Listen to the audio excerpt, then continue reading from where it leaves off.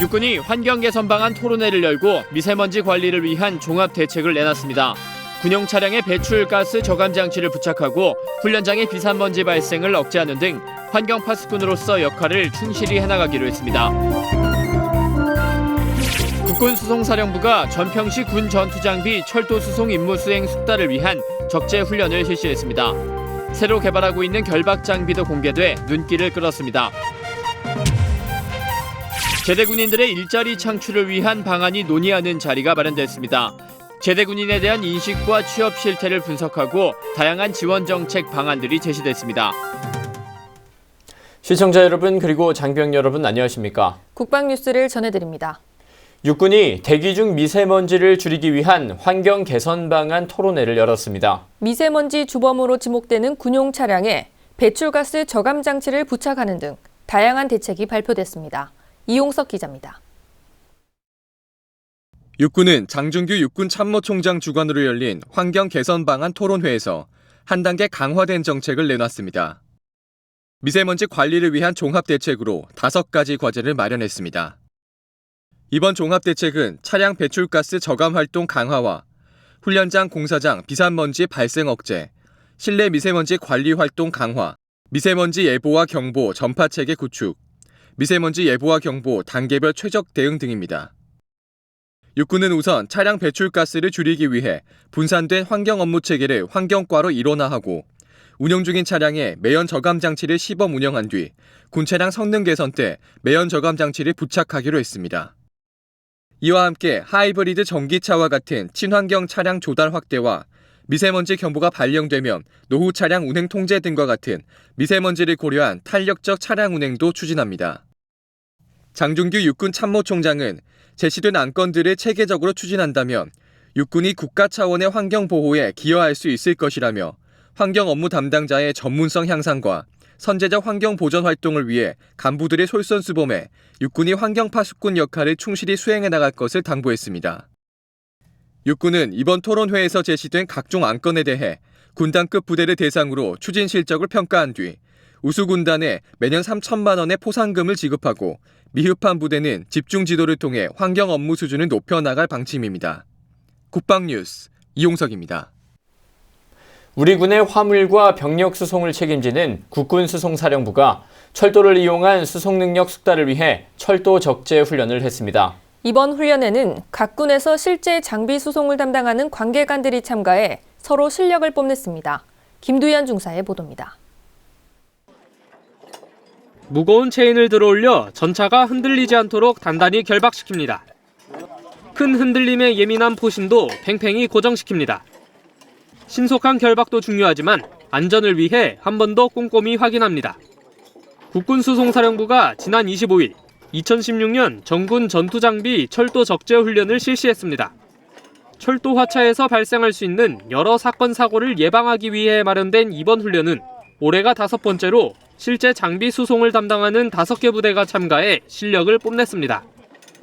이번 훈련은 평시와 유사시 군 전투장비 철도 수송을 위한 임무 수행 능력 숙달과 철도 수송 간 발생할 수 있는 사고를 예방하기 위해 실시되며 이는 결국 전투부대 작전 지속 지원을 보장하는 데 기여할 것으로 판단됩니다.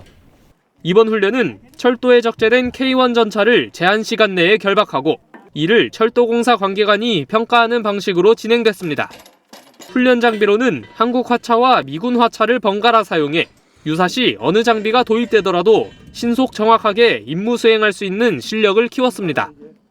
특히 이번 훈련에는 한국철도기술연구원이 개발 중인 새로운 결박 장비가 공개됐습니다. 결박 스트랩과 결박 브라켓 등 기존 우리 군이 사용하는 화차에 비해 결박 시간과 비용을 획기적으로 줄일 수 있는 장비로 내년에 새롭게 도입할 예정입니다. 부대는 앞으로도 신속한 철도 수송을 위한 철도 적재 훈련을 지속적으로 실시해 전투부대의 원활한 작전에 기여하겠다고 밝혔습니다. 국방뉴스 김두현입니다. 국가보훈처가 제대 군인을 위한 일자리 정책 토론회를 개최했습니다. 참석한 전문가들은 제대 군인에 대한 인식과 취업 실태를 분석하고 다양한 지원 정책 방안을 제시했습니다. 윤현수 기자입니다. 5년 이상 장기 복무한 제대 군인들의 일자리를 모색하기 위해 마련된 토론회.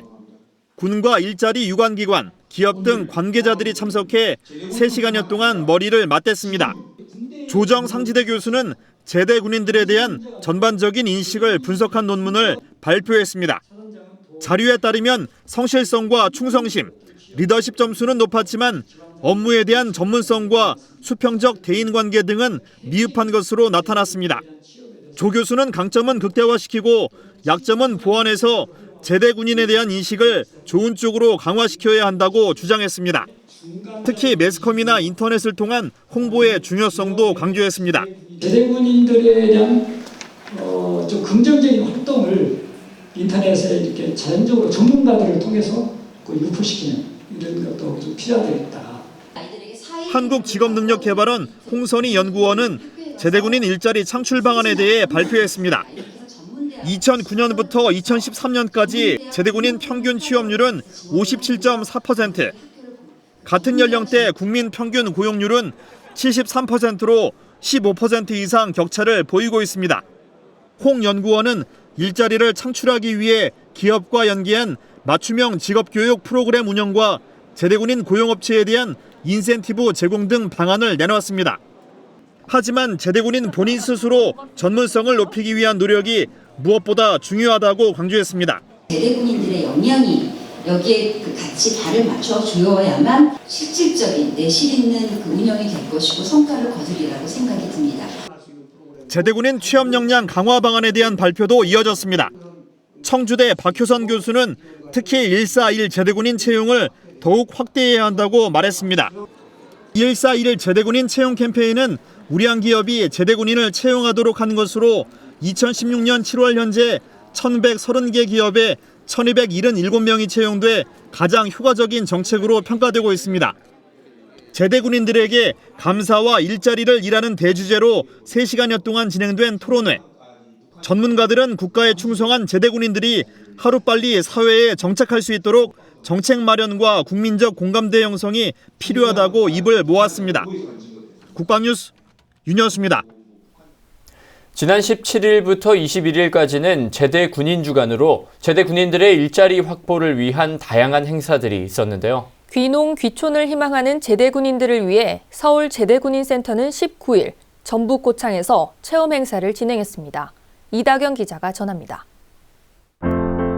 안정과 치유, 농촌 가치를 찾아서라는 슬로건으로 전북 고창에서 2박 3일간 진행된 이번 행사에는 제대군인과 가족 등 30여 명이 참가했습니다.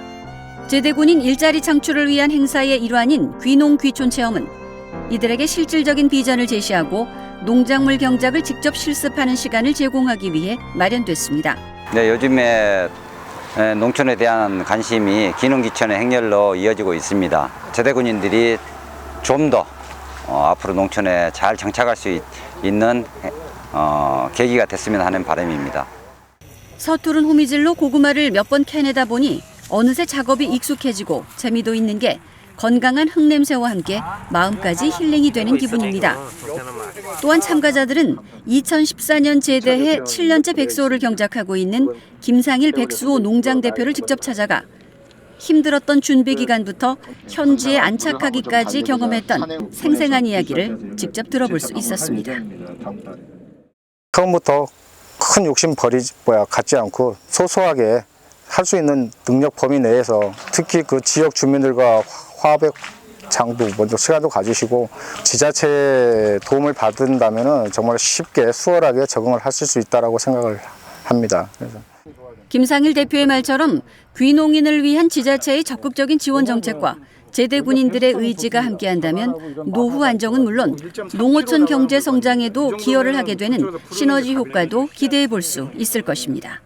여러 선생님들이 성공한 사례를 보고 배울 점이 참 많았습니다. 계획적이고 체계적으로 준비하는 것을 보고 새삼스럽게 느꼈습니다. 제2의 인생을 귀농 귀촌 혹은 귀여를 선택한 제대 군인들. 1년에 2번 서울제대군인지원센터에서 마련하고 있는 체험 행사는 막연하게만 느껴졌던 귀농에 대한 불안감을 해소하고 제대군인과 가족들이 성공적인 농촌의 삶을 용기 있게 준비할 수 있는 기회가 될 것으로 보입니다. 국방뉴스 이다경입니다. 유엔 안보리가 지난 3월 채택한 제재 결의안 2270호에 따라 전 세계적으로 대북 제재가 강도 높게 이어지고 있는데요. 정작 북한과 중국의 교역은 크게 지장을 받지 않는 것으로 드러났습니다. 오히려 작년 교역액과 대비해 3.4%가량 증가한 모습을 보였습니다. 이혜인 중입니다. 미국의 소리방송이 올해 3분기 북중 교역액이 약 15억 5천만 달러로 작년 동기 대비 약 3.4% 증가했다고 한국무역협회 자료를 인용해 26일 보도했습니다.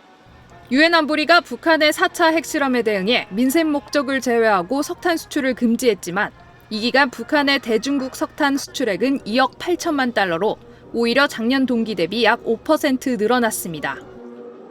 특히 지난 8월 중국에 총 246만 톤의 석탄을 수출했는데 1998년 이후 최대치입니다. 유엔 대북 제재로 궁지에 몰린 북한이 지속적으로 석탄 단가를 낮추면서 중국으로 수출 물량을 늘리는 것으로 보입니다. 대북 제재로 수출 제한 대상인 철광석도 6천만 달러 어치가 판매된 것으로 나타났습니다.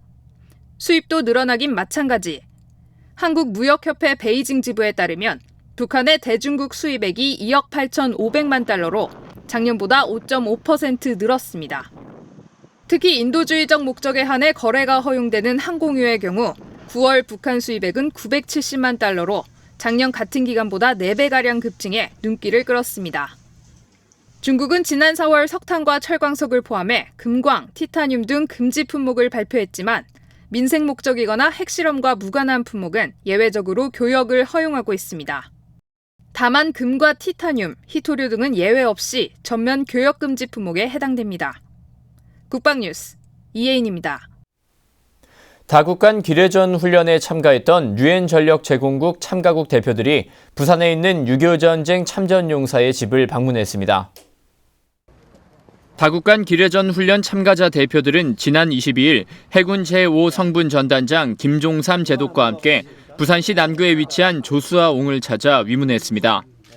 미국과 캐나다, 필리핀, 태국 등으로 구성된 30여 명의 대표단은 조수아옹에게 위문금과 함께 훈련을 위해 제작한 모자를 전달했습니다.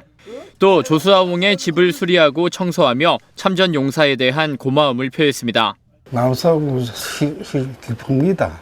보고 이런 나라에서 이래 없어가지고 이래 찾아오는 게 대단히 고맙습니다. 이날 참전용사의 집을 방문한 대표단은 대한민국이 오늘날까지 존재할 수 있는 이유는 참전용사들의 고귀한 희생 덕분이라며 참전용사의 헌신을 잊지 않겠다고 밝혔습니다. 안중근 의사 의거 107주년 기념식이 26일 안중근 의사 기념관에서 열렸습니다. 안중근 의사 숙모회 주관으로 열린 이번 기념식엔 최완근 국가보훈처 차장과 박유철 광복회장을 비롯해 독립운동 관련 단체와 시민 등 400여 명이 참석했습니다. 안중근 의사는 1909년 10월 26일 중국 하얼빈역에서 대한제국 침략의 원흉인 이토 히로부미를 저격해 우리 민족의 자주 독립 의지를 만천하에 알렸습니다. 한편 부천시에 위치한 안중근 공원에서도 동일한 기념식이 광복회 부천시 지회 주관으로 열렸습니다. 네, 계속해서 사회 각계각층 인사들로부터 군 장병을 위한 응원 메시지를 들어봅니다. 오늘은 한국국제교류재단 이시영 이사장이 우리 장병들에게 전하는 메시지입니다.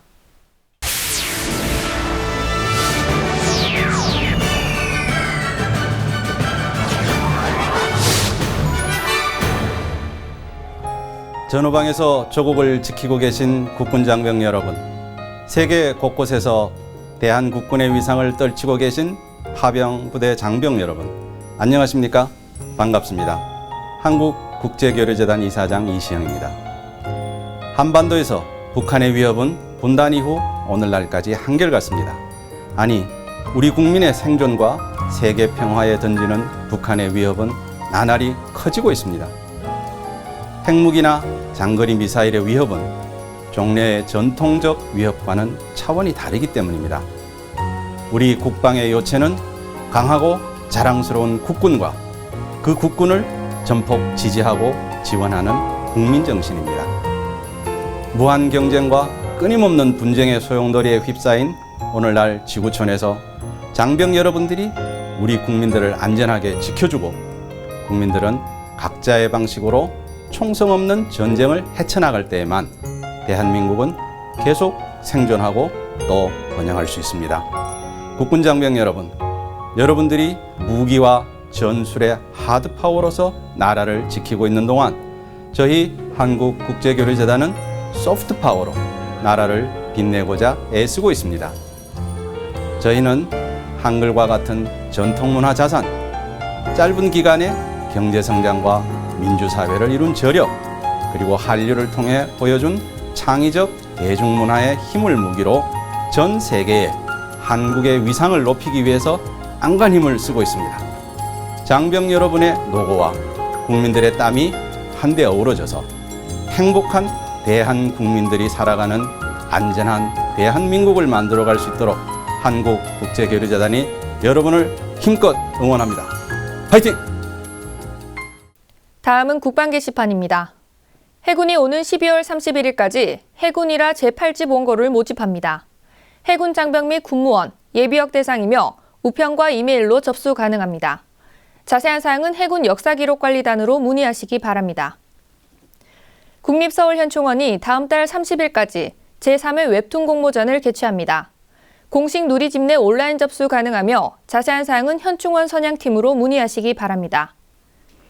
국방홍보원이 다음 달 18일까지 열알기로 배우는 나라사랑 독후감 공모전을 개최합니다. 인터넷과 인트라넷으로 응모 가능하며 자세한 사항은 국방일보 디지털 뉴스팀으로 문의하시기 바랍니다. 국방대학교가 11월 24일 서울 상암동 스탠포드 호텔에서 제2회 안보학술 세미나 및 제16회 학술교류 세미나를 개최합니다. 전국대학원 석박사과정 학생 대상이며 국방대학교 홈페이지를 통해 접수 가능합니다. 자세한 사항은 국방대학교로 문의하시기 바랍니다. 오늘은 제대 군인을 위한 일자리 정책 관련 소식 전해드렸습니다.